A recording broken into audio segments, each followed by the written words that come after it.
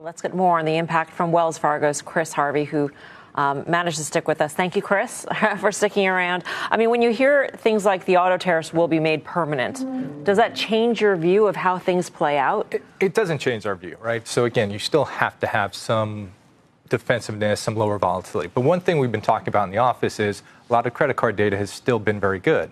The consumer has been strong. And what we've been saying is we're not sure it's going to be as predictive as it has been in the past, because people walk into the showroom and say, whoa, how'd that happen? And you can say a lot about the U.S. consumer. When the U.S. consumer sees value, they will buy. When they don't see value, they will step away. And I think that's about to happen. We've seen a pretty decent move back higher in yields. What, if anything, does what you just heard over the last 20 minutes mean for interest rates? Not too much. I think interest rates actually do grind down. I'm not in inflation. I think inflation will continue to grind down. I think one of the things that the administration does have right, if they can get oil lower, then inflation will go lower. And oil has been going lower for the most part, right? So we're not too worried about inflation at this point in time. We don't think rates are going to trend up much higher. We think they're more in a downward spiral, but a pretty tight range. In terms of earnings season, which we are going to be in shortly, what do you expect? I mean, it's basically a free pass for CEOs to sandbag or to say there's a lot of uncertainty, et cetera.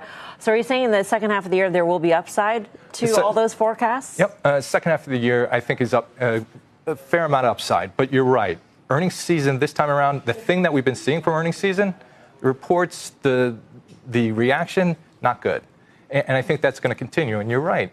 There's no reason to go out on a limb at this point in time. And so you may actually just want to sandbag things a little bit, and that could cause a negative reaction during earnings season, which is something we haven't seen in a while. Is that a buying opportunity in your view?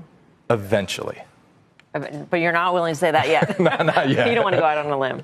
Chris, what are you seeing and what are you thinking just about rotation out of the obvious ones, the Mag 7s, and a world where there's been underperformance? You're talking about a barbell approach. I didn't really hear a high growth part of your barbell.